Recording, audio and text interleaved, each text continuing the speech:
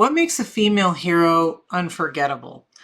Well, in the past 25 years of writing romance and women's fiction, one of the questions that I always have had is how do I make my female character, who is the main character in the novel, unforgettable? And it's a question that I've tried to answer with my books. My female characters have navigated heartbreak, cultural identity issues, second chances, the weight of family expectation, and through it all, I watched my female characters not only survive but triumph. And to me, they're not just characters in a book, they are real people. Now, I'm not delusional. I know that they don't really exist, but as a writer, I see my characters and I know them better than I would know my friends or my neighbors. Why? Well, because I created them.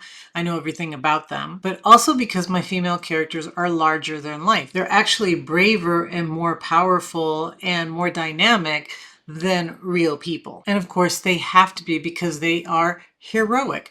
They are the heroes of their novel. And because of that, they become unforgettable. So today I'd like to share what I know and how I've done it and inspire you to create your own unforgettable female characters. You have a story to tell, but you don't know where to start.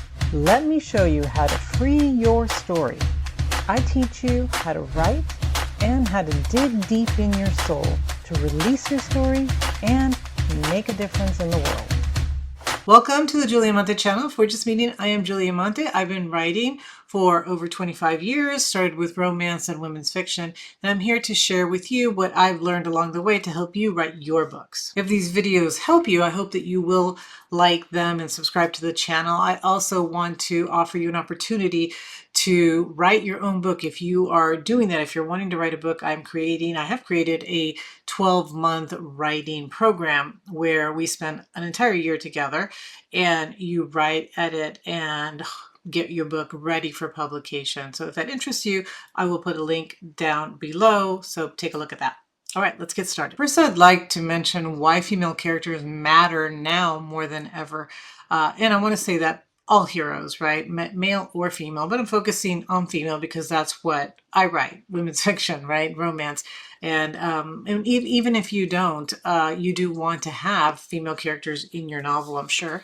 And so hopefully this will help everybody, even if you're not a women's fiction author. But the reason that I think all heroes really are important now more than ever, I think there's two reasons, is that the world kind of lacks people that we can look up to and that we can respect. And the one place that we can find these people is in books, because our characters are remarkable people. They're people who risk it all for their goals. They're people who face challenges and hardship, and yet they keep going. They admit when they're wrong, when real people might not do that. They are strong, they grow, they transform. They become the heroes that we know they can become, and readers love that. We love that. We love to watch this transformation happen. And the second reason is that I think audiences of books and films are looking for these multi-layered female characters. Not just a woman who can fight a villain or another superhero, right? But we're looking for actually real, authentic women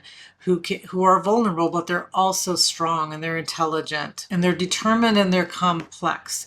So the more we can create those type of characters in our books, the more readers are going to love those books. The more movie studios are going to look at these books and try to make films out of these books because they're looking for those type of heroines. And the reason that I think that readers want this is because this helps them to face their own fears. It helps them to face their own challenges. It helps them to believe that they can overcome the things in their lives, just like the characters in the books can overcome theirs. So they're looking for inspiration, and I think it's our job as writers to provide that. What I want to do is I want to share 5 lessons with you that from my own books, things that I've learned in the last 25 years that I think you can use in your books. The first one is easy, sometimes not easy to do, but it's easy to understand, and that is that you want to avoid cliches and stereotypes. So we all want to have like the strong warrior,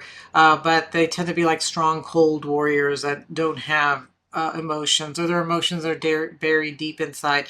And so after a while, we start to see the same character over and over again, and we don't want to do that. We want our character, yes, you might want to, you start sometimes with a stereotype, or you might start with an archetype. So I've made a little tiny short video of that, but you can start with that, definitely. So this is the type of character I want, but then you want to flesh out the character. You want to make them, you want to humanize them. So let's take the self-sacrificing mom. Okay, that is, that can be a stereotype, it can be an archetype, but then what? Because there are different types of self-sacrificing moms. So I have a couple of friends whose kids had or have very serious illnesses, and they sacrificed everything to take care of these kids because they needed that. They needed that care. So what the mom needed wasn't as important as what this child needed, and they needed mom's support. So, and I have another friend who moved to another state. Why? Because it's a better opportunity for the child. So what's the sacrifice?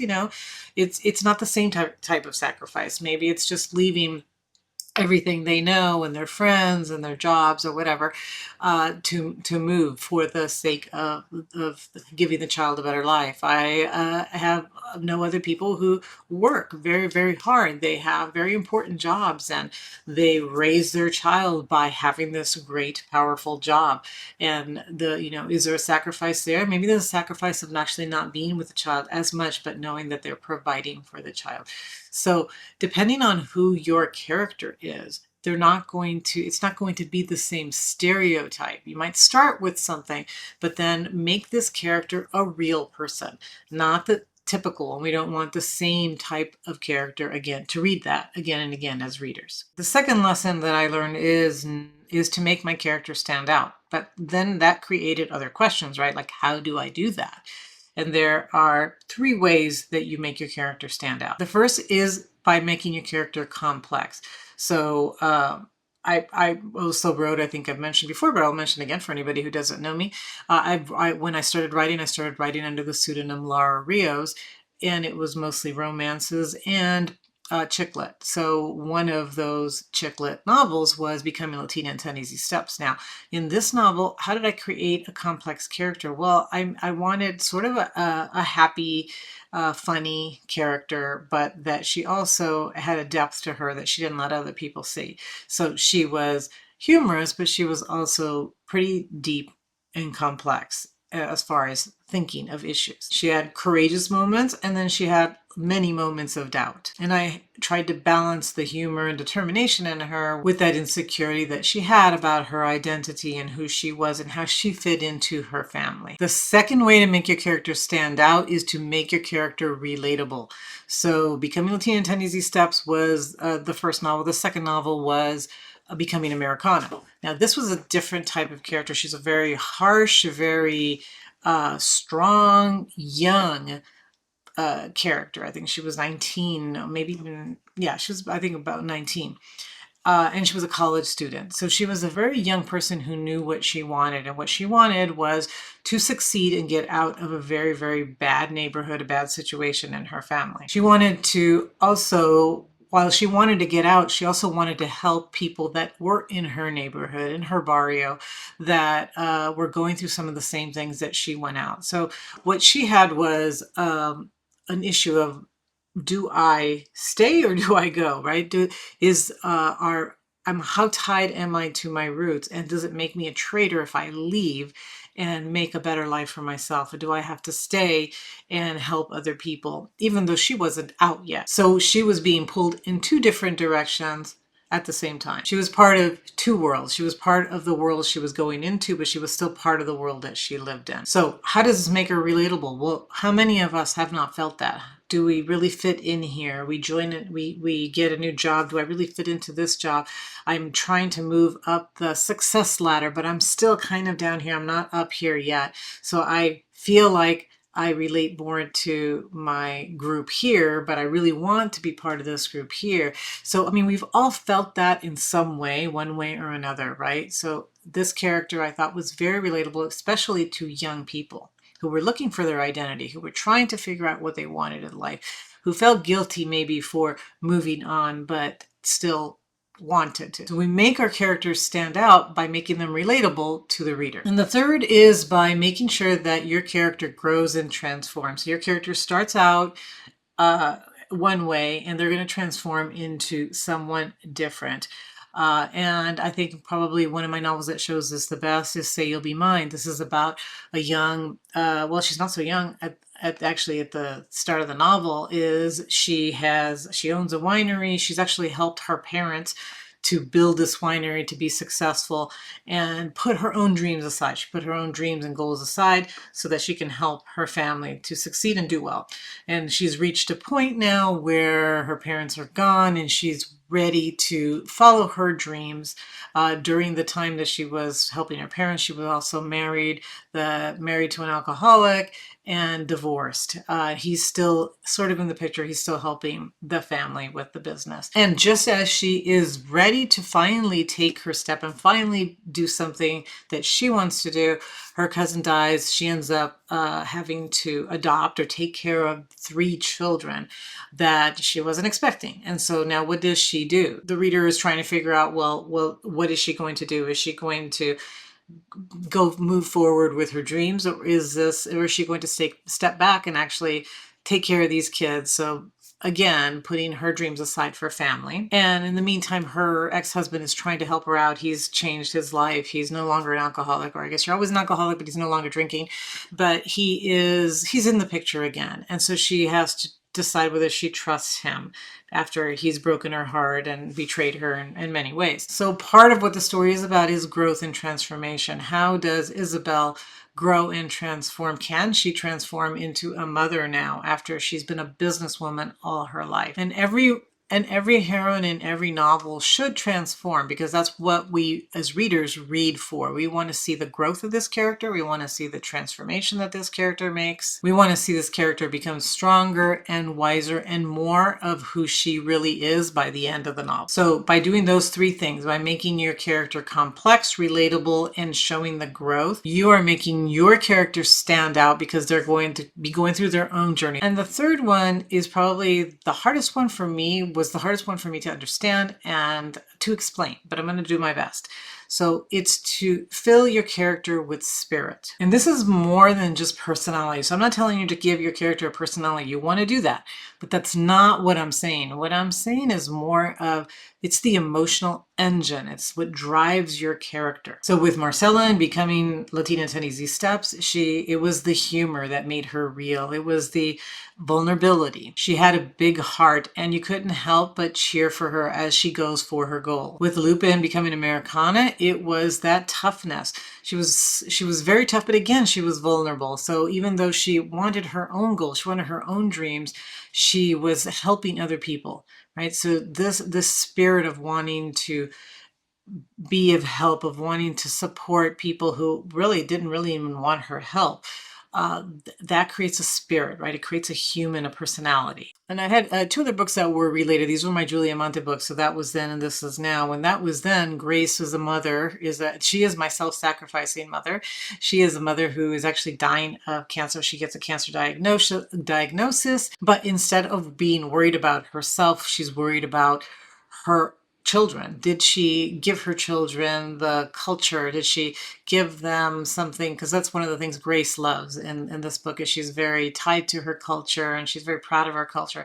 And she feels that she didn't give any of that to her kids. So she's worried about her children at this point. She's worried that she didn't give that. So this is Grace's spirit, right? It's who she is. With Margarita in the following story, This Is Now, she is really tough, another tough character. She's a medical student.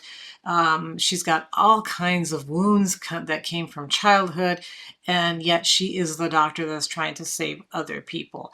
So her spirit of wanting to heal but unable to actually heal herself is is the spirit in this character. So think about, what is the spirit that fuels your character, that drives your character? What is the emotional engine in this character that is going to move her forward? Okay, the 4th lesson that I learned is that you must give your heroine a goal. Now, it doesn't have to be a massive goal. It doesn't have to be huge, but it has to be deeply personal to that character. So a heroine without a strong goal is a heroine that's just drifting. And this is going to be the same for all your stories, right? Whether it's a female or male character, your hero has to have a goal. And this is no different. So this is definitely something that you want to do with your female character. And the fifth and last one is that you want to let your character struggle, which is one of the hardest things I think for writers to do. Is we don't want to make it difficult for our character, but then we have to.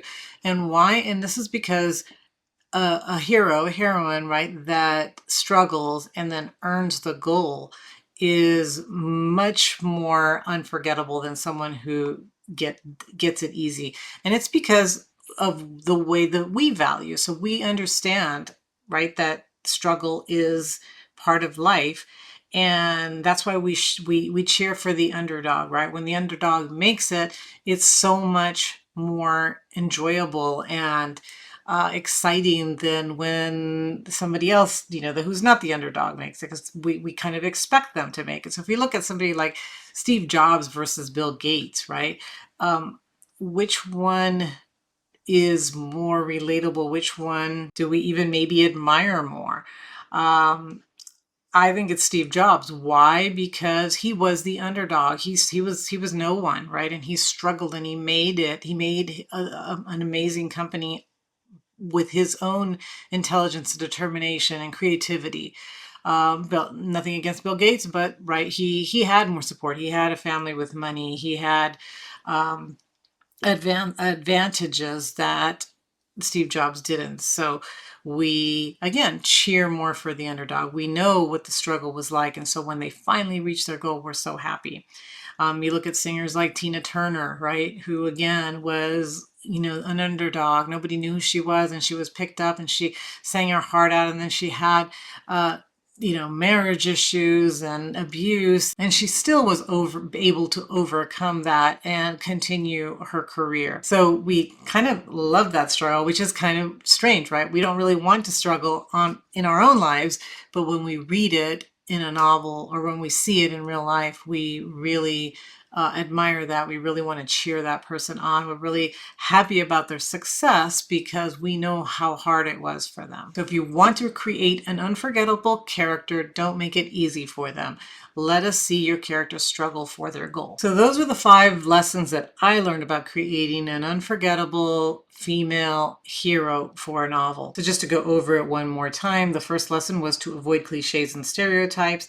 The second one was to learn what makes your character stand out and to write it that way. So what makes them stand out, what I learned was building complex, relatable characters that grow and transform.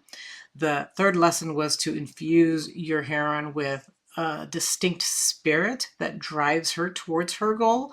The fourth was to give her a goal and give her a strong goal, something that she can pursue, that's going to show, it's going to test her, it's going to show who she is. And then the last, 5th lesson was not to make it easy for that character, but to let that character struggle and triumph at the end because of that struggle. So creating an unforgettable female character is not about creating a perfect character that's flawless or that is, tough. It's more about defining her humanity, her inner battles, and giving her a capacity to grow and become better than she was at the beginning of the book. We want to create those flawed, brave, and evolving heroines that make us proud. So when I read about a really strong female character as a woman myself, I feel it. I'm really proud of this character, and I can strive maybe, or she can inspire me to do the same in my life. And that's what we want as writers. We want to inspire our readers. We want them to continue to turn pages. We want them to not forget our story easily and to come back and see what else we can write for them. So I hope this has helped you. If it has, please hit the like and the share button and come back next week for another tip. And I thank you for being here.